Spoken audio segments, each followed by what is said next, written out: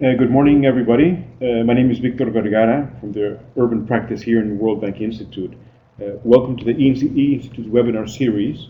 It is a free monthly webinar series that discusses cutting-edge issues in development. The Urban series is thematically focused. This webinar series on innovative solutions for cities is being launched to provide an overview of cutting-edge practical instruments as well as good practices for urban management for city leaders, municipal staff, and other practitioners.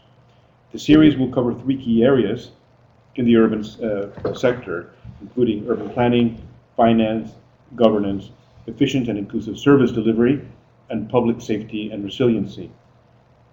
Today's seminar on solid waste management is indeed a key topic. We'll be discussing solid waste, where the world is today and where it's headed.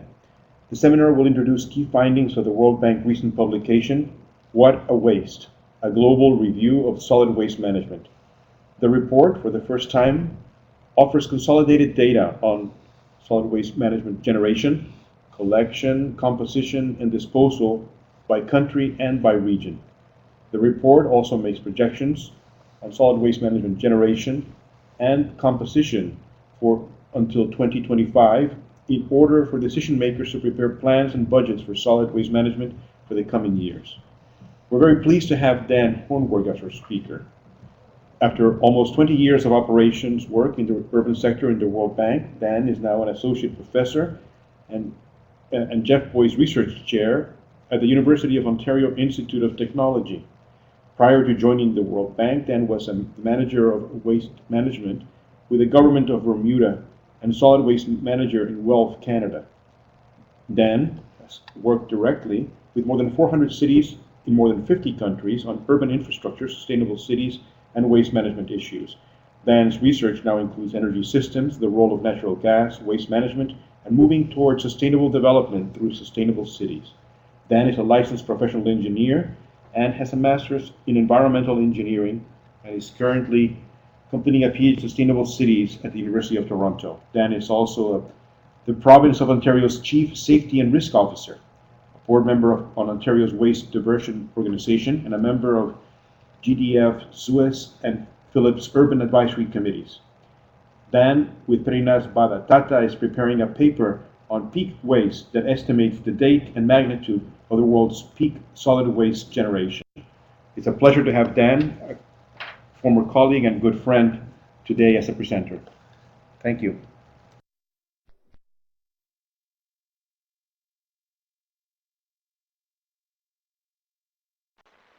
Morning. Can you hear me?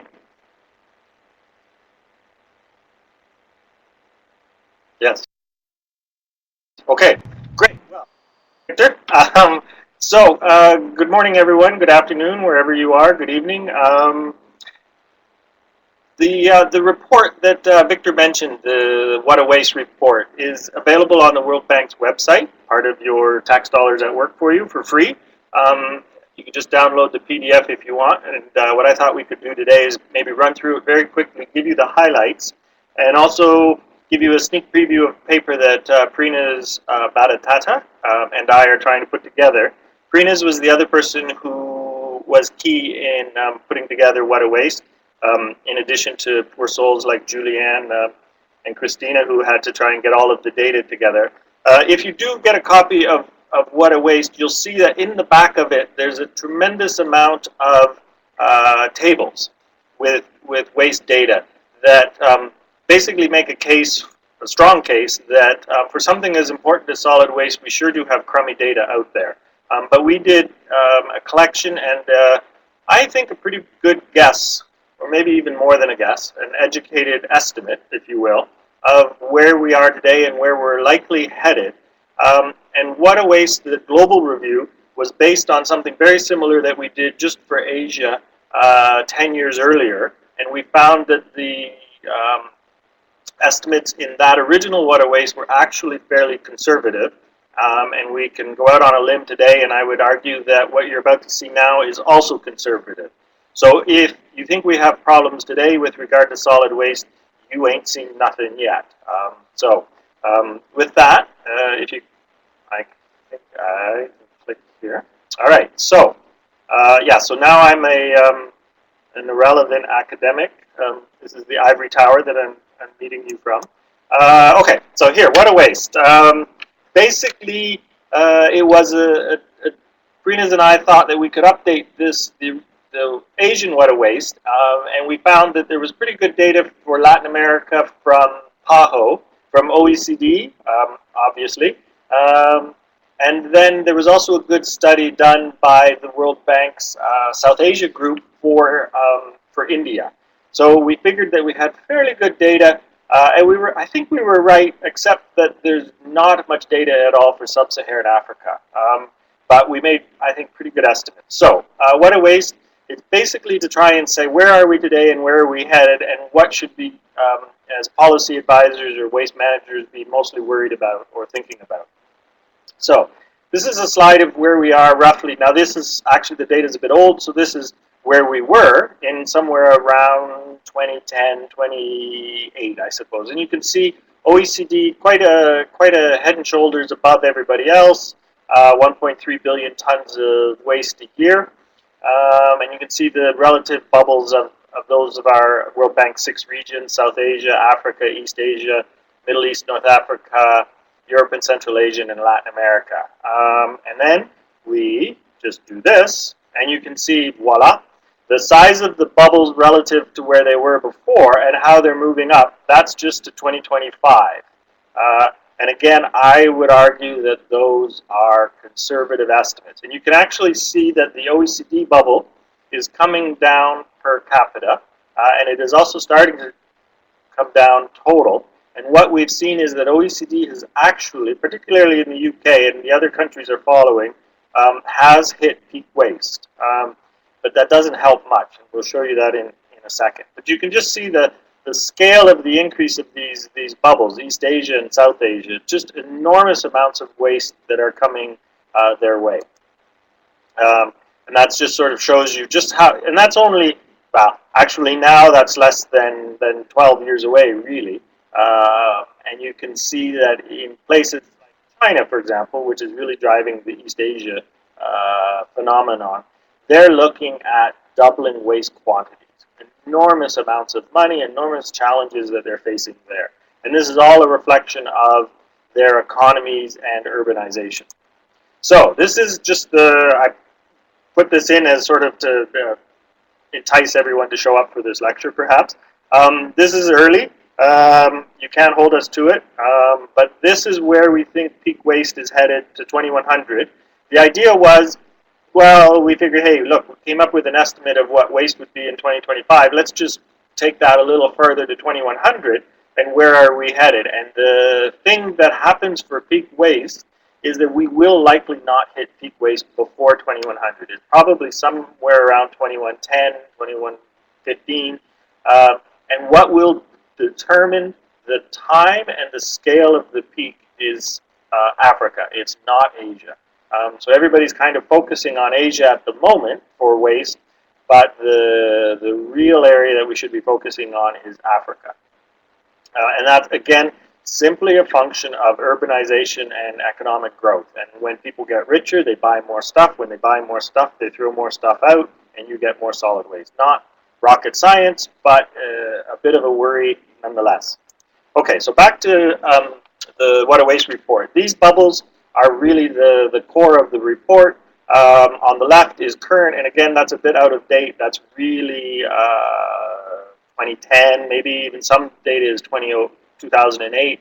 And then on the right-hand side is 2025. And those, you can see just the scale of the bubbles, the pies, increasing.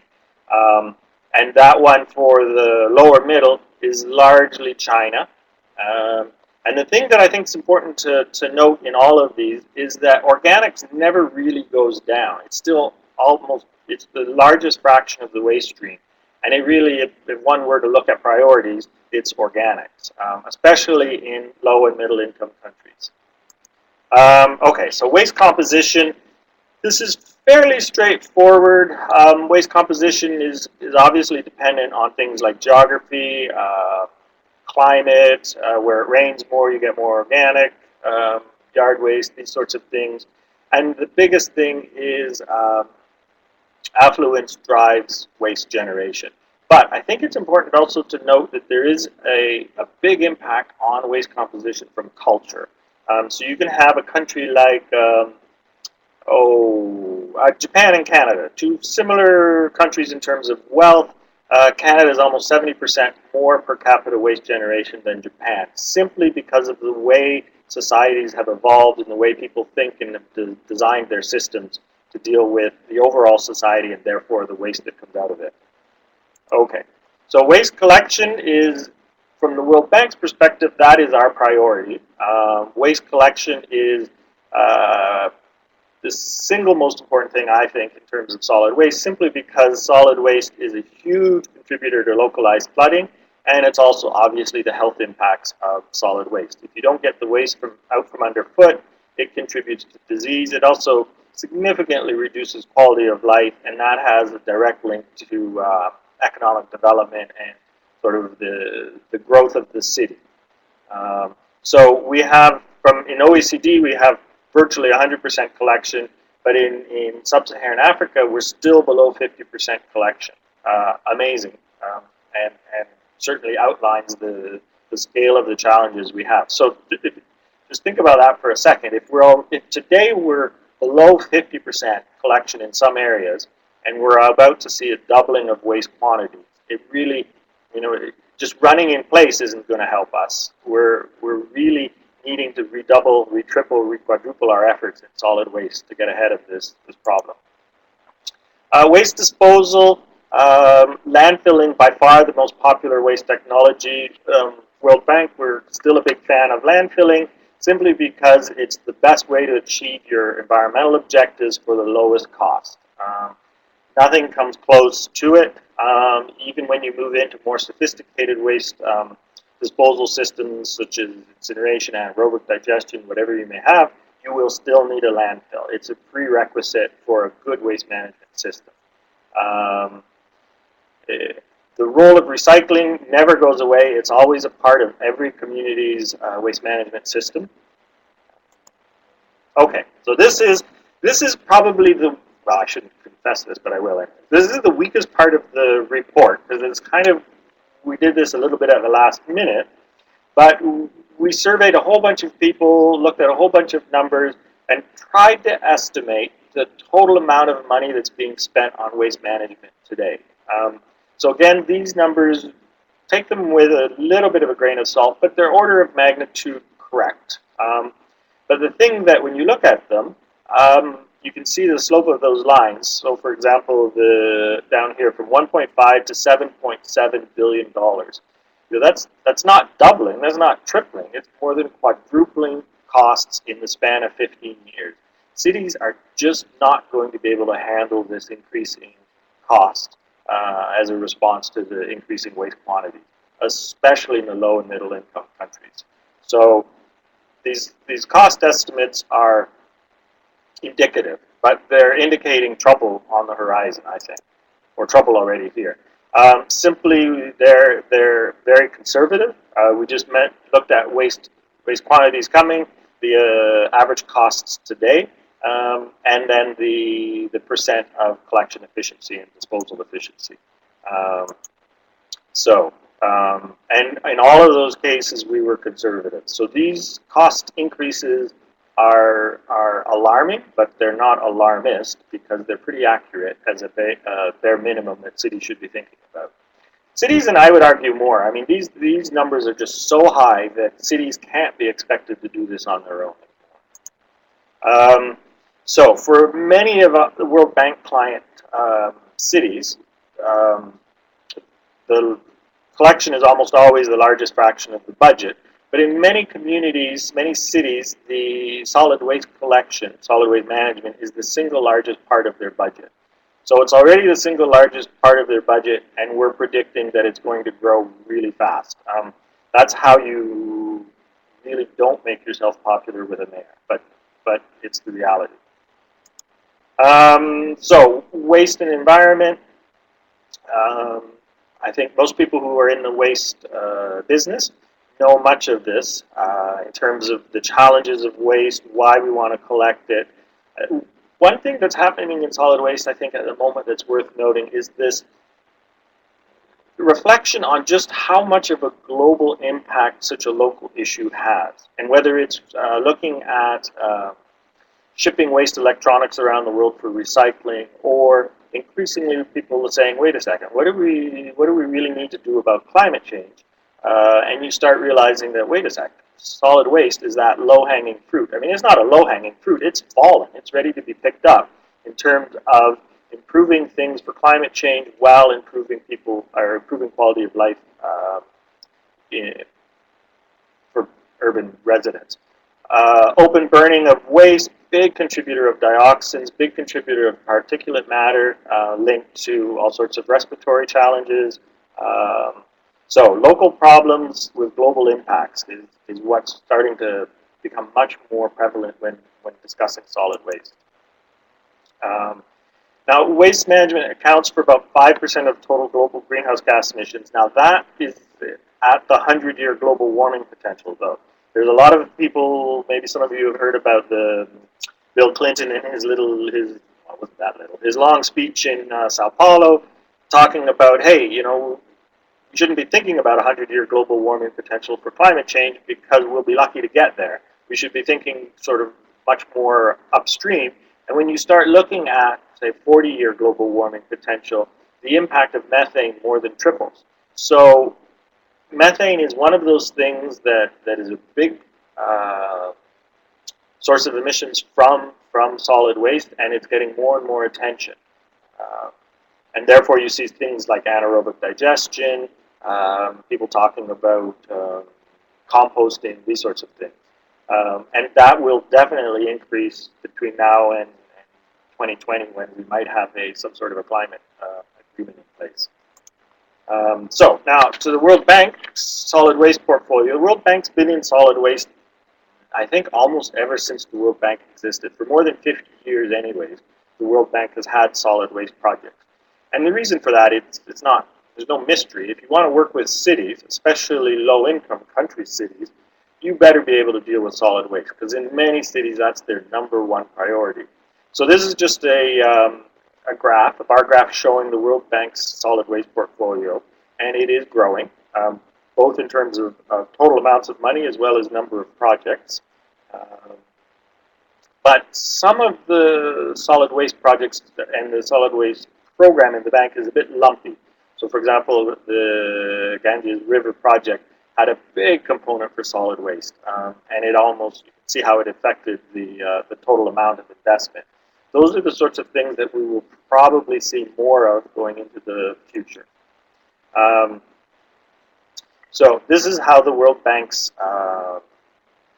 projects are made up of. One of the things that's interesting to note for the bank's solid waste portfolio is that solid waste is usually a minor component of a project. So the city wants, or the national government wants, all sorts of things, and then they say, oh, and by the way, let's add solid waste because it's important.